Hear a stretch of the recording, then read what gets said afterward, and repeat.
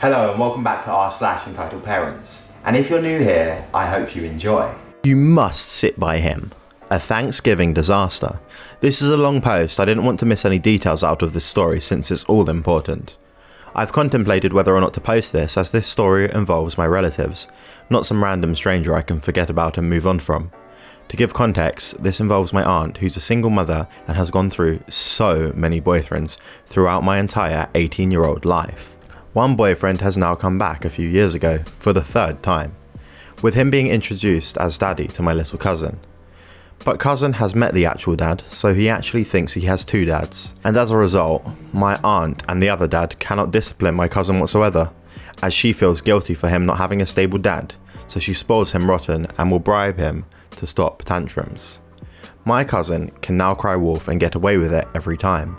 Current fake dad, 2 years back, invited them to move in with him out west, only for him to still be scummy and have my aunt literally escape the state to get away from him in fear he will do something to them or they will go broke. Regardless, she kept inviting him back into her life because her son wants it, and this loser plays with her emotions over the cousin not having a stable dad figure.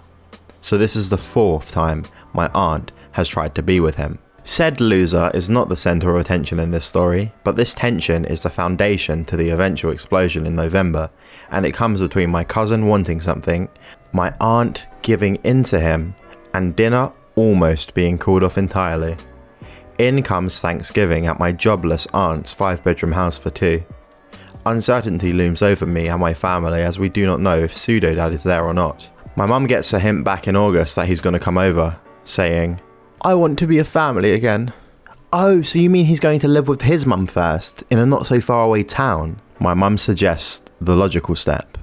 "Nope, he's moving right back in." My mum, being the classy lady she is, doesn't berate her because it's not her life choices. Plus, she's only an in-law sister and it would not look good.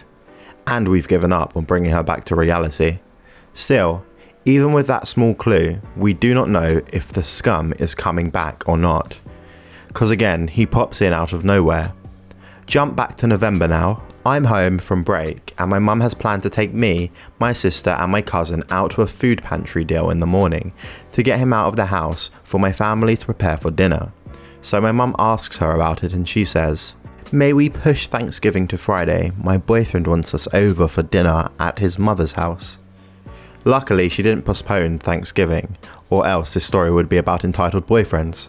Yet, if my mum didn't plan the food pantry, we would not have known he was there. Otherwise, we would have been eating turkey on Black Friday. Anyways, Turkey Day has come. The food pantry was chill. Mum shut down a tantrum at Starbucks over another cake pop, and we head over to Aunt's big house. It was me, my little sister, my parents, and my grandmother from across our next door state. My dad's parents, who recently moved entirely down south for retirement, were visiting for the first time in a while. My sister gets dragged off by our cousin. I stealthily avoid giving a hug to the loser, and both I and dad tried to distract ourselves out of the drama. As the turkey cooked in the oven, so did the stress over the elephant in the room. My mum brings a fun activity for the kids to do, and all goes well. My aunt throws in a gingerbread house for them to do. My sister starts getting a little worn down over my cousin's demanding nature for the house, not having a movable door, etc, etc. Keep in mind that my aunt loves to drop my sister onto cousin because I'm 18 and she's stuck in the middle at 10. Despite being almost in middle school, my aunt sees her closer to her son's age. I do not have any other younger siblings besides her. This is important to the eventual meltdown. My sister excuses herself for asking him, "Can I have a break?" 5 to 10 minutes later, he's calling for my sister. "Are you done? Are you done with your break?" he yells, bursting into her personal space. My aunt, who's watching from afar like a hawk, and the other relatives look to her for a response. She gives in, reluctantly. Now, this did not become the final blowout, but my cousin also, in the mess of the gingerbread house door, grabbed a huge steak knife to make the door himself, and my aunt had to fight with him to give it over, screaming that this is serious and to give me the knife. I watched from the counter glumly as my cousin got his special gingerbread door, and my aunt didn't condemn his scary actions. Low-key, me and the family are terrified of how he's going to turn out. It's really not looking too good. I've seen him hit, kick, slap his own mother when he doesn't get his own way. yet the little dude still doesn't get punished. It's scary. The grandparents were overworking and refusing any help to preserve a happy Thanksgiving. Bless their souls.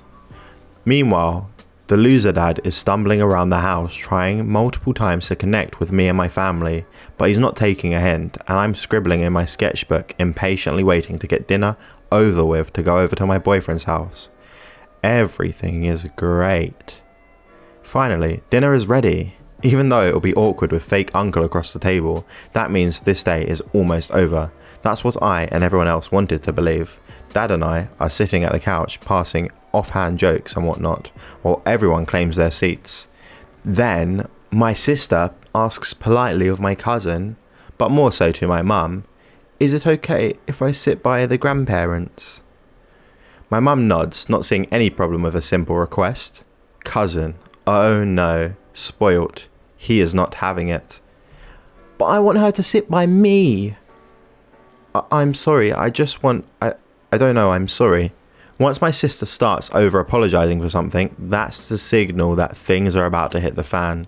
In comes my aunt. Sister's shoulders tense up in fear. "What's going on? What's the matter?" "Cousin won't sit by me," the little boy screams like a banshee trying to tug at my sister's arm, shrieking right in her face. The two mums, his and our mum, take sides by their kids. Clearly a standoff is going down. "Niece, why won't you sit by him?" my aunt asks in a passive-aggressive tone with a stretched smile.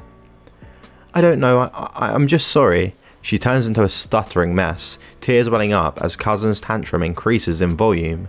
My aunt continues to drill into my sister, mum and dad from afar, trying to calm everyone down. Dopey fake dad contributing to the flames, and the rest of us being helpless. In the past, so I've been told, my aunt and dad have gotten into pretty nasty fights, so his reasoning for not diving in headfirst was to not worsen their already strained relationship. I also couldn't get involved because I warned to not get involved in my aunt's drama, because she once tried to drag me, a minor at the time, into it. But my dad holding back did not last long when my sister took shelter in my aunt's closet to escape from the now rampaging cousin. Stomping his feet, throwing himself on the floor, chucking his billions of toys everywhere and pounding on the closet door as my sister is bawling her eyes out in guilt for telling him, "No, I don't want to." All the while he is screaming over and over, "I want her to sit by me." But things went cool, seemingly, giving us time to explain the situation to the confused grandparents. Now my aunt has gotten into the closet. I'm guessing that my sister believed Aunt is there to save her, but nope, she was calmly manipulating my sister to sit by him. I don't know exactly what she told her, but based on my sister's broken state when we reached her, she was heavily blaming herself for it. I think that speaks for itself. A lot of entitled parents in this subreddit get really up in arms with their targets, screaming along with their kid, but having my aunt be at her level, quietly pressuring her to do what cousin says, is a little more threatening to me. And I bet, to my sister, it must have been way worse to see our aunt, someone we loved since we were born, do this to her. That's when Mum finally got the chance to step into the tornado, and my sister fell apart again. She locked herself in the bathroom out of sheer embarrassment. This act did not please my cousin, and less so my aunt. She comes out in a huff while her son is banging on the door in a wild frenzy and starts getting angry at my 10-year-old sister because her son wasn't getting what he wanted. "This is so silly, what's the big deal? Why can't she sit next to him? What is wrong with her?" she proclaims loudly for everyone to hear, unable to comprehend that maybe, just maybe, not everyone wants to bend to her child's desires. It was as if this middle-aged grown woman was going to have a tantrum of her own. "Alright, then we'll just leave," my dad suddenly says, having quite enough of this circus. The room drops quiet. "What? Are you serious?" "Yes." At this point, a nuke was about to go off, so I flee the room and try to help Mum get into the bathroom. And for once, the loser uncle was useful and pulled my entitled cousin away long enough for us to get inside the bathroom. Shrieks Accusations, threats, hysterical cries, and the sounds of my cousin's wails throughout the house beyond the bathroom door were heard. I didn't pay attention to the sibling brawl outside, for my sister was more important right now. My sister has curled up in a ball in the shower as if she was fearing her life. Her reasoning for not wanting to sit by our cousin was because she wanted to spend time with our grandparents because she doesn't see them that often anymore. And she also feels like she always has to say yes to aunt and cousin or they'll be angry at her. That she has no word in it.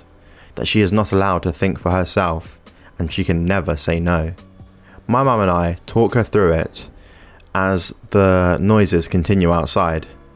I myself understanding the pain to comply even if I didn't want to. Especially when it came to kids and relatives younger than me. It was a touching moment and we reached to her, but we had to leave the bathroom eventually. It was dead quiet when we finally exited the bathroom and walked over to the dinner table. Cousin was restrained by aunt and pseudo-dad. No apology from our cousin. No apology from our aunt. Just glares as my sister got to sit by the grandparents. I really do commend her for what came after, because she was the one to talk first after that horrifying event, as if nothing ever happened. Dad would not tell me or mum what was said, just it was bad. However, my mum's mum watched passively in the middle of the explosion, so she would know. I have yet to ask her. I cried silently while eating. I don't know why, but the tears kept escaping from me as much as I tried to not cry. No one thankfully pointed that out and ignored my streaking tears. Grandma from my mum's side asked mum later if I was cool though. Even though the food was well made, I could not enjoy it because of what happened. Not even the turkey, the mashed potatoes, my favourite, or even the pie. It all tasted unsatisfying. Cousin ate hardly anything, grabbed his early Christmas gift from Amazon, and scream-begged to open it for being good at dinner. Aunt complied, opening the month-early gift. The cycle of entitlement continues. Needless to say, we were happy to get out of there early. Things have been rough in the family ever since. My sister still has never received an apology from them. I love my cousin even after because it's not his fault. He's being raised to act horrible. Interestingly though, when he's watched by my parents, he's a regular 4-year-old boy who knows he can't get away with stuff when it comes to my parents. It's only with his own mother that he acts this way because he knows he can with her. Really, it is jarring how much a little discipline and proper nurture can go a long way. Having your kids run the show is ridiculously dangerous.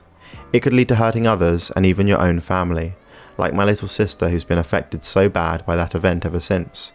The kid now believes the world is out to get her, including her own family. As for aunt, before she had my cousin she was not this entitled. She would get into drama trouble, but it was never this bad. And my sister and I will be able to have fun with her. Now I don't even know her anymore.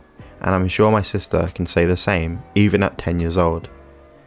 Anyways, in conclusion, my sister wanted to spend time with my grandparents and didn't want to be a babysitter for my cousin, so he threw a massive tantrum.